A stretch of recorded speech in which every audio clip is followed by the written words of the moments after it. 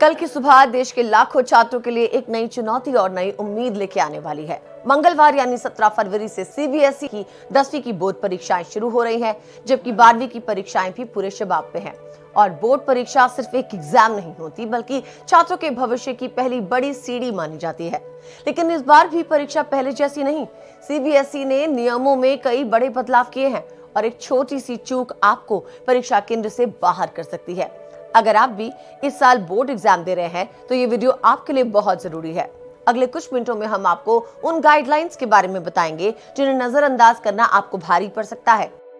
सबसे पहले बात करते हैं उन नियमों की जो आपको एग्जाम सेंटर के गेट के अंदर ले जाएंगे। याद रखिए, घड़ी की सुइयां जैसे ही सुबह के 10 बजाएंगी, सेंटर के दरवाजे बंद हो जाएंगे। 10 बजे के बाद किसी भी कीमत पे एंट्री नहीं मिलेगी, इसलिए कोशिश करें कि आप समय से पहले पहुंचे। दूसरी सबसे अहम बात, ड्रेस कोड।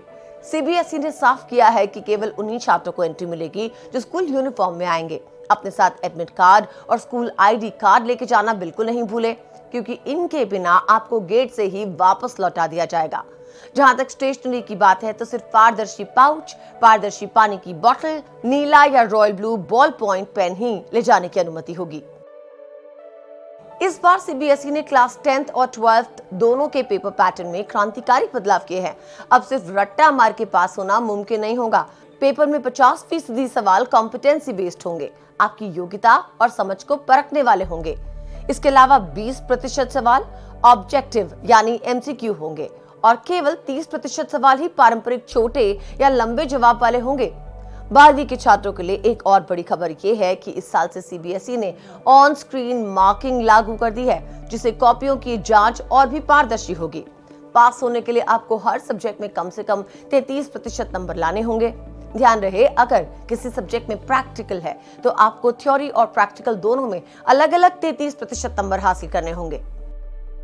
10वीं क्लास के छात्रों के लिए साइंस और सोशल साइंस के पेपर में एक खास निर्देश दिया गया है। आपको हर सेक्शन के जवाब एक ही जगह लिखने होंगे, जैसे बायोलॉजी के जवाब बायोलॉजी सेक्शन में और केमिस्ट्री के जवाब केमिस्ट्री में।